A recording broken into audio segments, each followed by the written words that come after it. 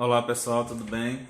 Professor Cleiton, conforme combinado, nós iremos ter algumas videoaulas durante esse período de quarentena, para que assim a gente possa tirar algumas dúvidas dos conteúdos e das atividades que estão sendo enviadas.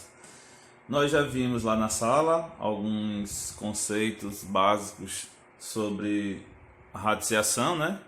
E hoje a gente vai começar com as propriedades dos radicais.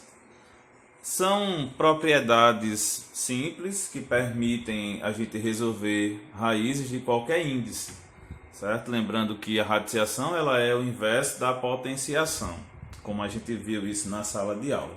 Então, para a gente recordar alguns fatores da radiciação, eu tenho aqui o índice da raiz, certo? Que é esse número 2 aqui. Eu tenho o símbolo da raiz que a gente chama de radical, o número 4 que representa o radicando e o 2 que seria a raiz, ou seja, a resposta.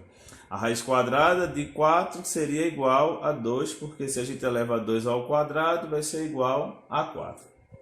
Na primeira propriedade, a gente tem o seguinte: sempre que o índice do radical for igual ao expoente do radicando, o resultado da raiz será o próprio radicando, sem o expoente. Ou seja, a raiz n de a elevado a n, então o resultado aqui será o próprio valor a. Por quê?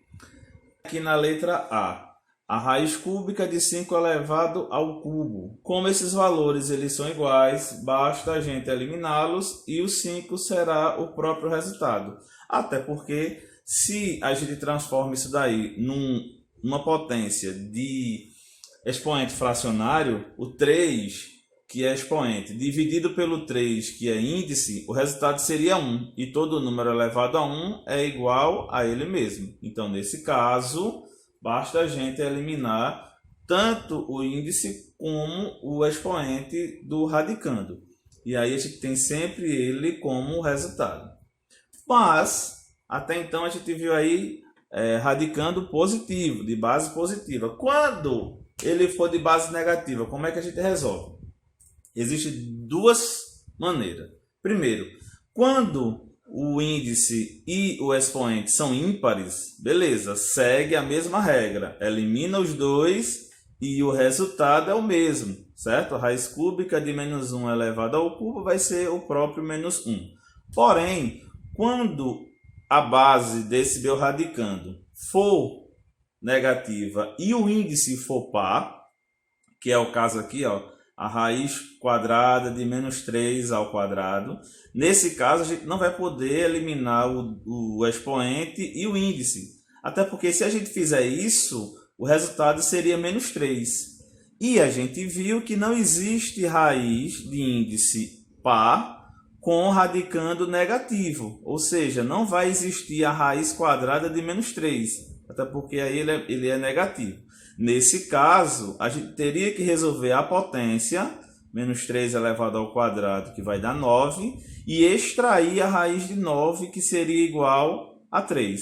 Então percebam a diferença: se eu elimino já o índice e o expoente, a resposta seria menos 3, quando na verdade não é. Certo? Então a gente tem que resolver primeiro a potência e depois extrair a raiz, que nesse caso seria igual a 3 e não a menos 3. Então a gente tem que prestar atenção quando a base do meu radicando for negativa.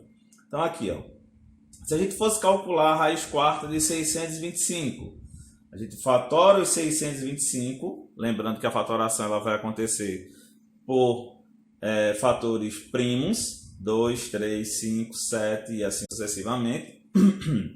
625 vai ser dividido por 5, que vai dar 125, que vai dar 25, por 5 vai dar 5, por 5 vai dar 1.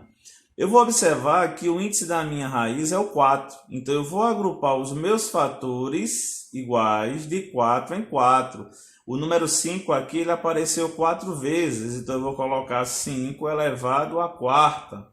Trazendo isso aí para dentro da raiz, eu vou aplicar a primeira propriedade, que o índice é igual ao expoente. Então, elimino os dois e o radicando será o próprio resultado. Beleza?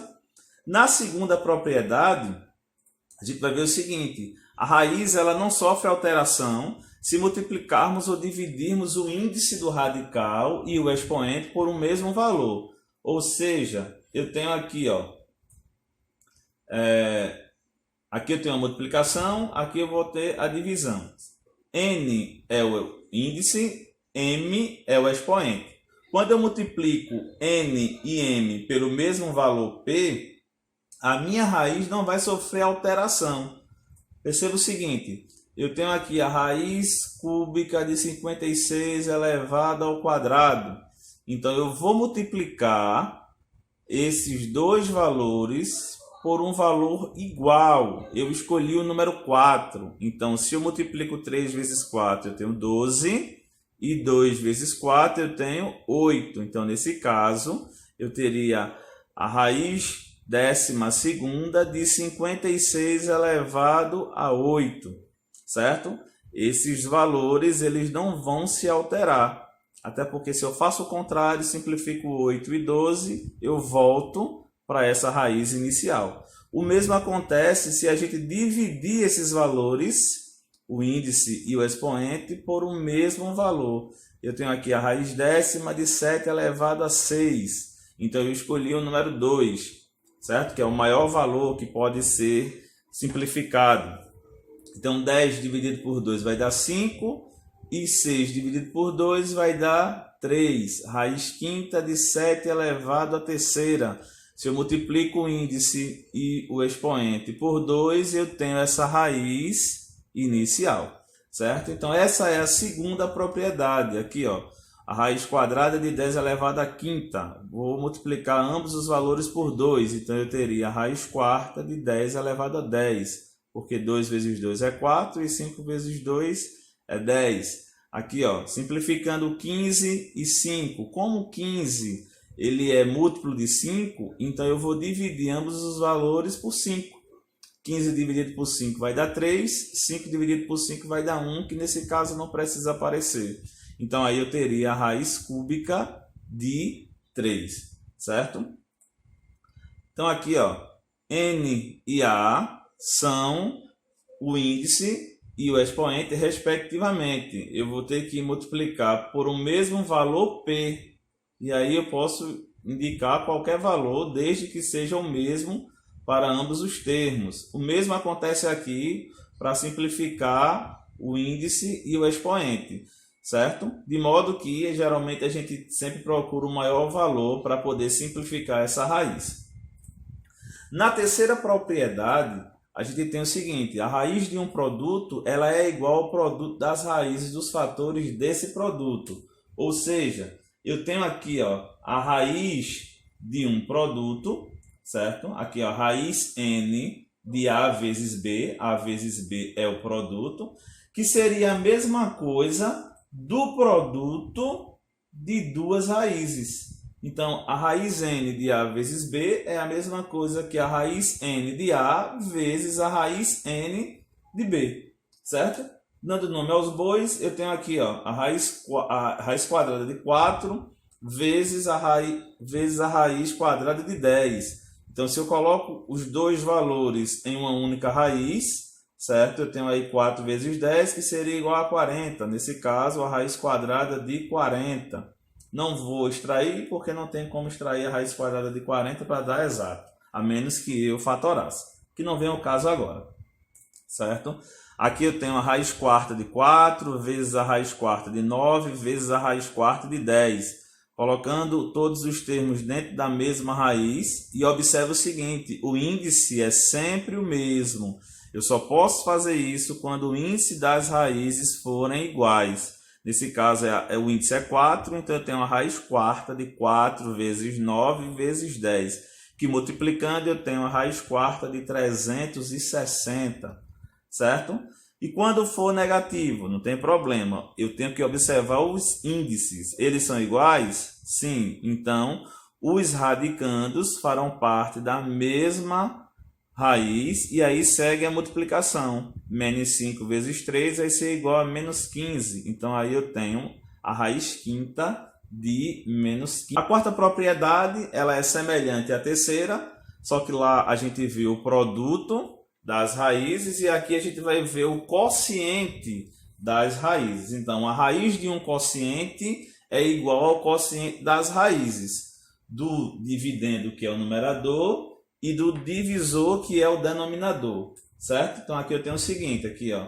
Aqui eu tenho a raiz de um quociente, ou seja, a raiz n de A dividido por B. O quociente é o resultado da divisão, certo? Que seria a mesma coisa se eu tivesse a divisão de duas raízes, ou o quociente de duas raízes. Aqui, ó, raiz n de A dividido pela raiz n de B. Seria a mesma coisa.